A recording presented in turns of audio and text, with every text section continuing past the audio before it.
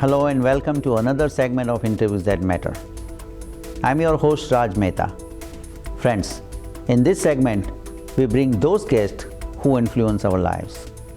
This includes elected officials, policymakers, heads of major organizations, and other dignitaries. It is my sincere hope that the knowledge brought in by these guests will help our community. Today, our guest is Assemblywoman Grace Meng. Grace Meng is running for US Congress from the 6th District. She is running as a congresswoman in place of Congressman Gary Ackerman, who is retiring. Let's meet Grace Meng. Welcome, Assemblywoman. Thank you so much for your Thank you for having today. Me. Assemblywoman, I just want to start with how did you get started in politics and what inspired you, who inspired you rather to be in this, to be an Assemblywoman? Well, as a daughter of immigrants to the United States, my parents always encouraged me to work hard, and no matter what career path I chose, that I should give back to the community and to help other people. And so that's sort of something that's always been instilled in me. I went to law school and I knew that I wanted to do something in the public interest world. Okay. And I thought that government is a wonderful way to help people. Mm-hmm. So basically helping people was the main focus on your career path, and that's how you became it. Mm-hmm. When did you first got elected in Assembly? 2008. 2008, mm-hmm. So it's like this... this is my fourth year, right? Fourth year, right? Second term, right? Right. Yep. So, I mean, how do you like Assembly? I mean, do you I know it's an Assembly is a Democratic majority, mm-hmm. and I'm sure that you are enjoying that environment rather, being a majority, mm-hmm. right? Mm-hmm. You involved in any committees? Yes, well, I enjoy being in the Assembly very much. Okay. Some of the committees that I sit on are small business, okay. Aging, libraries, labor, mm-hmm. and I think that these are all issues that affect not only the Asian American community, but New Yorkers all across the state. Mm-hmm. And it's really exciting to be able to work on a lot of issues and to really work with many colleagues who represent all different parts of New York State. Mm-hmm. So like small business committee also involves minority business enterprises, mm-hmm. right? Women mm-hmm. and minority owned. Right. I also sit on Governor Andrew Cuomo's Minority and Women Business Enterprise Task Force. Okay, so like you were also part of Governor Patterson's team, at that time? No, I was, Governor Cuomo, when he was elected, he started a task force to increase the number of contracts in state government to 20%. And so since he started the task force, mm-hmm. I've been on his team. Mm-hmm. And how is it working so far for MBs?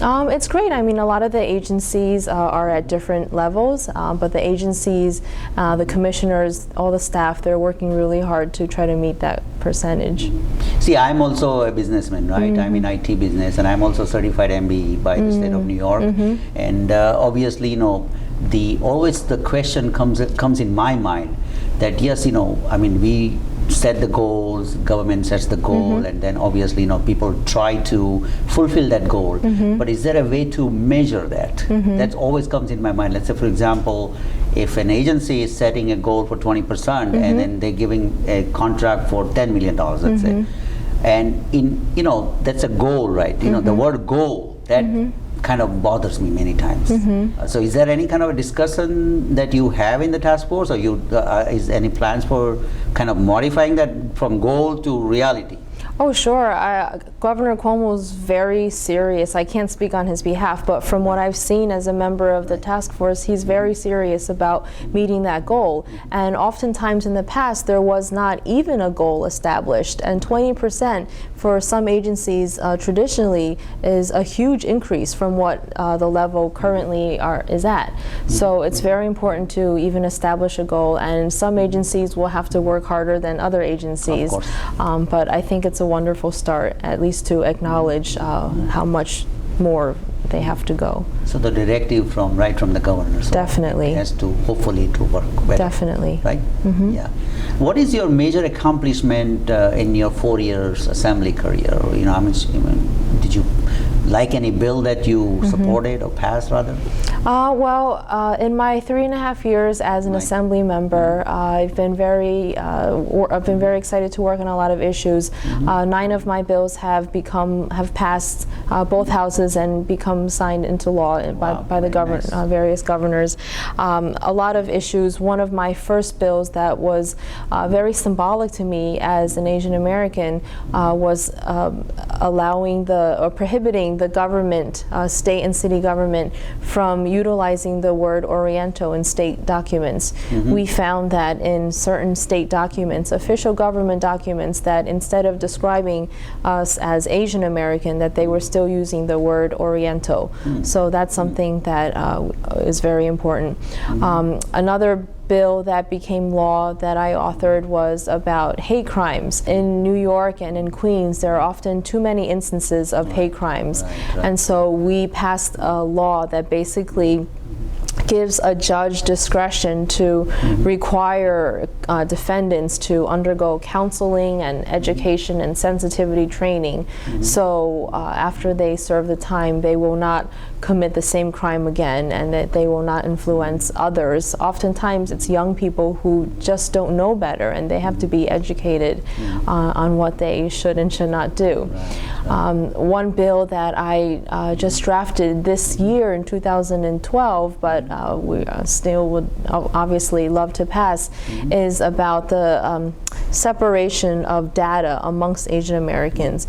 A lot of times when New York State agencies, government collects data, for example, on health issues, they don't collect data based on Asian Americans. So they may have, for example, Hispanic, or they may have African American, or they may have categories of women, but a lot of times they don't have a special category for Asian Americans. And when you don't have a certain category for Asian Americans, and Asian Americans are not just one group, there's also many different types of Asian Americans. And if we can't have sufficient data to detect the problem and to detect the needs of the community, then it's impossible, without setting that goal, to be able to address the problem. Yeah, I know, putting everybody in one club, then it doesn't work, right? Everybody is, there are a lot of different divisions within Asian American, of course. I mean, we have similar culture, but still there are differences a little bit here. And Senate also passed all the bills nicely. Right. Yeah. 9 of my bills, yes. 9 of your bills, huh? That's great. Like 2 years, that's a great achievement. Now you're going to run as a congresswoman, right? Right. That's a nice jump from state to federal. Right. And then 6th district, most of a lot of Asian Americans live in 6th district. Right. Well, Asian Americans are the fastest growing group in New York State and across the country. Yeah. Okay. And I'm sure that you can talk a lot about their contributions to the local economy and as well as the state economy. But I still want to hear from you. Oh, sure. I'm very excited to run for Congress. I actually enjoy my job very much as an Assemblywoman. I did not plan to leave so quickly. As you know, Congressman Gary Ackerman has been representing us in Congress for 30 years, and he announced that he was not running for re-election. And I'm honored to have his support.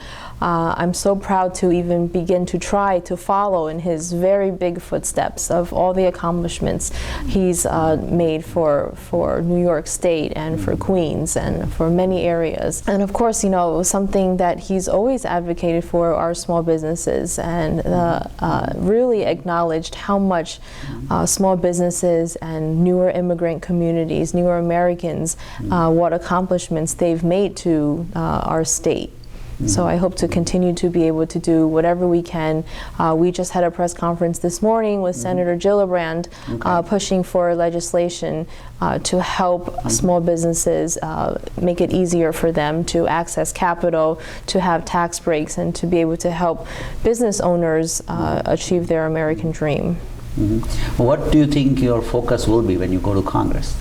Well, small business is one of the definitely. I'm a daughter of small business owners, so I know what it's like for families to, start from scratch and to be successful, and to also give back to the community. Seniors are always. It's very important for us to fight for our seniors. Right now, we have a situation where seniors have worked hard their whole life, have saved up money, and are worried about their future. And of course, children. As a mom of 2 young kids, I'm very concerned about education and the direction that it's going or should be going in this country and in this state. And so it's very important that we give our children the proper resources so that they'll be able to compete not just within their own schools but globally. Yeah, right now it's a global world anyway, right? So you're not competing here with the next door. Right. You're competing somebody somewhere else, who knows where. Right. So it's a global economy, right? And what do you think about the economy, status of economy in New York State, and the unemployment rate? Well, obviously the unemployment rate in New York City is higher than the rest of the country, and it's much higher than it should be.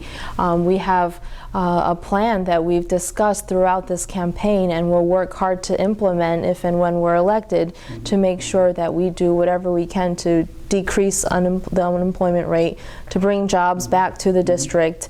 For example, one idea that we've talked about is Cornell's new tech campus on Roosevelt Island, and we'd like a lot of those opportunities and those technology firms to be able to invest locally in Queens and in our schools and in our district, so that we'll have more opportunities to train our kids, and also to have an increased number of jobs. Something that we've also talked about is the need for the federal government to place more resources in Queens. Queens has traditionally been treated as an outer borough, as a stepchild, and we think it's very important. For example, one of our biggest airports in New York State, LaGuardia Airport, is located right in the heart of Queens, is not able to have any sort of access to the train or the subway system, and we would love for that to change, and hopefully if we're able to start that project, that would also bring more jobs to the state as well. And nationally also, all of these policies will work, because small business are the kind of key job creators, and if you encourage more small businesses, obviously everything will fall into its place to increase the employment, right? Obviously, right? Yeah.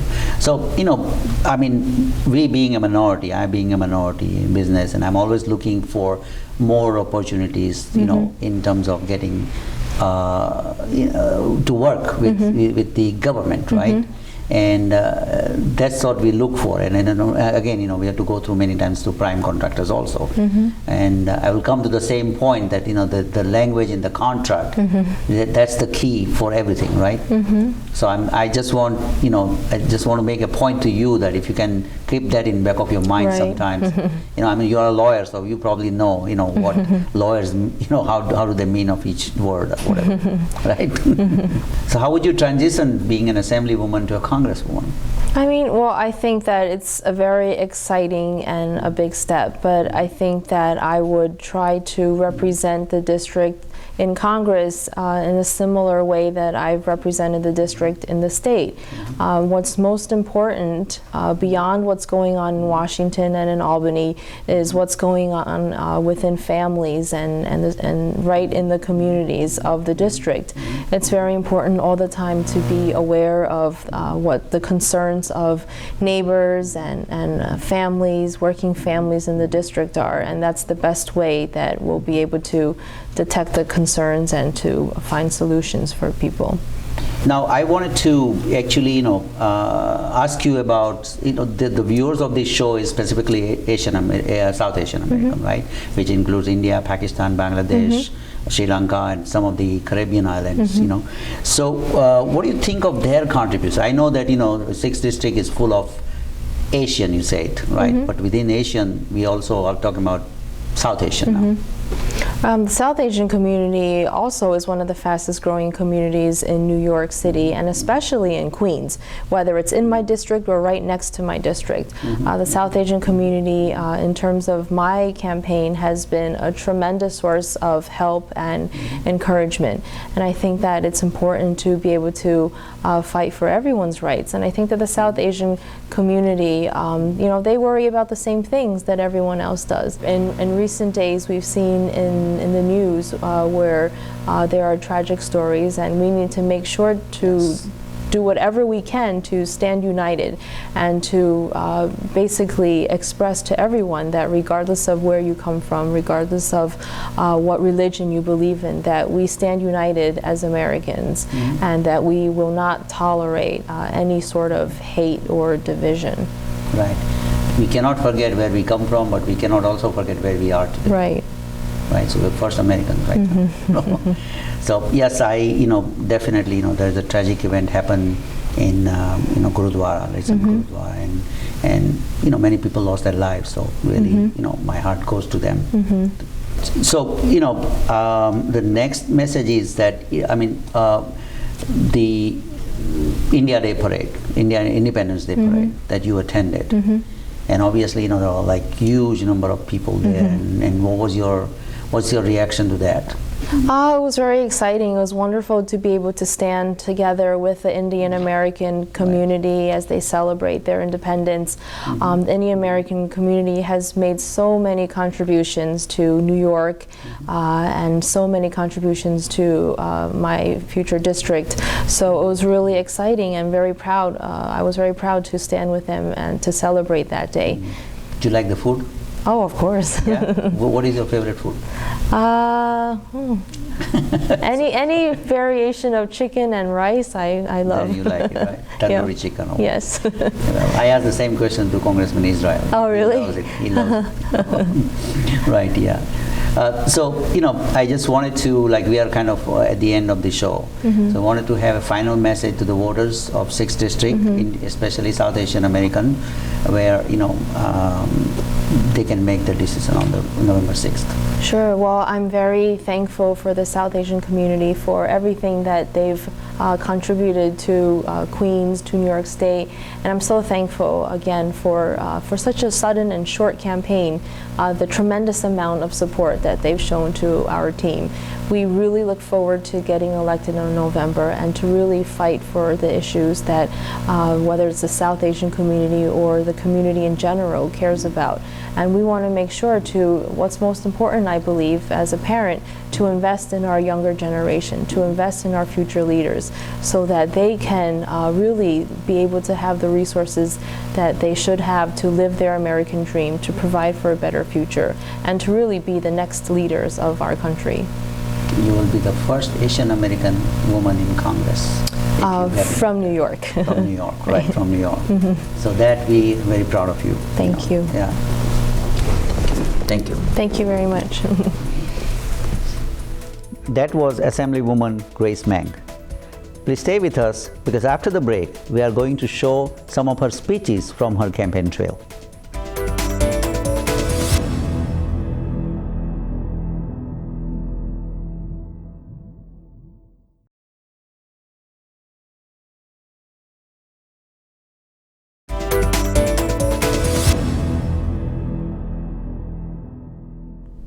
Welcome back to Interviews That Matter. I'm Raj Mehta. We just had a conversation with Assemblywoman Grace Meng, who is running for US Congress from 6th District. We're going to show you some of her speeches from her campaign trail. Let's see that. I'm so honored to be here today, receiving the support of our Congressman Gary Ackerman. As we've been traveling throughout the district, meeting people from all corners of the 6th Congressional District who literally hail from all corners of the world, I've realized how much that I share in common with all of them. That our stories and our struggles are very similar, even though the countries where we've all come from and even the time and the timeline that we've all come from are different. We're almost nearing the home stretch of this campaign, and we're really excited. And honestly, I am having a good time on this campaign, which is rare. Some people choose to have a good time in other ways. But it's been so inspiring to me to go throughout this new district and to meet people who literally come from all corners of the world, regardless of when they came to America, and not only tell them how I'm going to advocate for them, but to listen to them and to hear their stories of what they need from their next representative. My name is Assemblywoman Grace Meng. I have the privilege of representing the community of Flushing in the New York State Assembly. I was born in Corona, raised in Bayside, and later in my adult life moved to Flushing. I attended parochial school as a kid. I went to Stuyvesant High School and then University of Michigan for college, and then Cardozo School of Law at Yeshiva University. I'm married. My husband is a dentist and teaches at NYU. That being said, I still do not like going to the dentist. We have 2 children, ages 2 and 4, named Tyler and Brandon, and a dog, my daughter, named Bounce. Don't have a daughter. I'm very honored to be here tonight and very honored to be running for United States Congress. My parents came to New York, to America in the 1970s. My father, like many first-generation immigrant families, worked in a restaurant, worked 7 days a week, and long hours. Oftentimes, us kids did not get to see him for a few days because our schedules did not match. He came to this country, like many first-generation immigrants, in order to provide a good education for his kids and in order to get better opportunities for our next generation. One of the most amazing things that I've found and continue to see and learn during this campaign is that Queens is obviously one of the most diverse areas in the entire country. And as we're campaigning and visiting neighbors door to door, talking to people on the phone, you realize that there's so much that we have in common more than we have different from each other. Almost every person in Queens has at least one generation in their family who sacrificed their lives at home, in their home country, and came to the United States in order to provide the same better education and better quality and opportunity of life for the next generation like myself and our children. I'm so proud today to be able to serve in public office. My father told me when I was young that whatever I did in life, that was okay, whatever career I chose, but that the most important thing to do was to be honest, to work hard, and to give back to your community, and that there is always someone less fortunate than you, and there is always someone to take care of, regardless of what career you choose. And so I've tried to do that as a lawyer. I've tried to do that as a public servant. In the New York State Assembly, I've been able to pass laws that affect the daily quality of life of Queens and New York residents. Some of the laws that we're continuing to work on, we're hoping to improve the quality of life of Queens residents. One of them is our ongoing bills are about English signage. There's a lot of stores in Queens that don't have sufficient English signage, especially in downtown Flushing, and we have a bill that will require that, not just for economic reasons and for good, for the appearance of looking good, but also for public safety reasons. We also have a bill that would allow landlords who have found out that their tenants who perhaps are conducting some sort of inappropriate and illegal behavior, it would allow the district attorney to have jurisdiction over these cases. So the landlord doesn't simply have to go to court, housing court, and to fight a horrible situation for the neighborhood for 2 years. Another bill that we're working on is reform of the liquor authority, or to localize it actually. Right now, the liquor authority, unlike other agencies in the city, we only have a state version. And oftentimes the community board and the local community doesn't have sufficient say in what liquor licenses should be rejected or approved or renewed. So I have a bill in the state assembly that would allow New York City to have its own liquor authority and to also let community boards have input when liquor is being sold at certain off-premise locations, which they currently do not. I'm excited for this opportunity to run for Congress. As a mom, education is something that's very important to me. My kids, one of my older kid, Tyler, is starting kindergarten this year, and I'm all nervous. I can't even hide it. But you know, Queens is huge, it's diverse, and the number of residents are growing every day. And to that effect, there are not enough schools being built, there are not enough seats for these new kids and these new families who are moving in. I want to go to Congress to fight for more federal funding and resources to make sure that our neighborhoods here in Queens have enough seats and have enough good quality education for our kids. I also want to make sure that Congress does its job to maintain the student loan interest rates that if Congress doesn't do anything, will literally double by July 1st. And that's something that's very scary, as student loan debt is one of the highest debts, I think higher than even credit card debt in this country. As someone who was born and raised in Queens, I want to make sure that we get enough federal resources to put into our local infrastructure. We need to, as much as we like to have more parking spaces, we need to make sure that we have a mass transportation system that is working, that is efficient and practical. We need more people to utilize our mass transit. And we do have a good system, but it's old and it can be improved. And there are a lot of lapses in services right now, especially on the weekends. We want to make sure that we have improved bus services in and around the borough of Queens, but also to Manhattan as well. This in turn would also help bring jobs and help stimulate our economy.